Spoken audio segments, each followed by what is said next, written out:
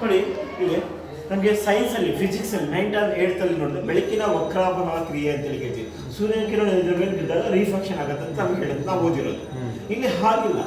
Actually tower ಇಲ್ಲಿದೆ, ಸೂರ್ಯನ ಈ ಸೈಡ್ ಇದ್ದಾನೆ, 8 o'clock 9 o'clock 10 o'clock ಆಗ್ತಾ ಇದೆ. ಇದ್ರ ಮೇಲೆ ಬಿದ್ದುಬಿಟ್ಟು ಶಾಡೋ ಇನ್ವರ್ಟೆಡ್ ಆಗುತ್ತೆ. ಮೇಲೆ 12 ಗಂಟೆ 1 ಗಂಟೆ ಇದ್ರ ಮೇಲೆ ಬಿದ್ದು ಕೂಡ ಇನ್ವರ್ಟೆಡ್ ಆಗುತ್ತೆ. ಈವ್ನಿಂಗ್ 4 o'clock ಈ ಸೈಡ್ ಇರುತ್ತೆ, ಇದ್ರ ಮೇಲೆ ಬಿದ್ದು ಕೂಡ ಇನ್ವರ್ಟೆಡ್ ಆಗುತ್ತೆ.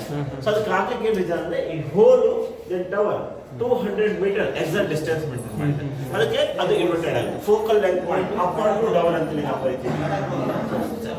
ಸೊ ಇದಕ್ಕೆ ಮಾಡ್ಲಿಕ್ಕೆ ಏನು ಕಾರಣ ಅಂದ್ರೆ ಸೊ ಗೋಪುರದ ವೇಗದ ಕಳಿಸೋದು ನಾವು ಲೆಕ್ಕ ಮಾಡ್ಲಿಕ್ಕೆ ಆಗಲ್ಲ, ಅದು ನೆರಳ ತಿರುಗಿ ಮಾಡೋದು.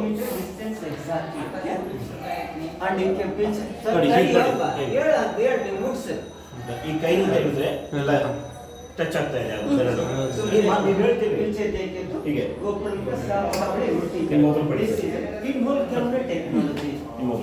ಹಾಗೆ ನಿಂತ್ಕೊಳ್ಳಿ. ಇದು ಮಾಡಿ ನೀವು ಮುಂದೆ ಬನ್ನಿ. 14th century old science, but sunrise to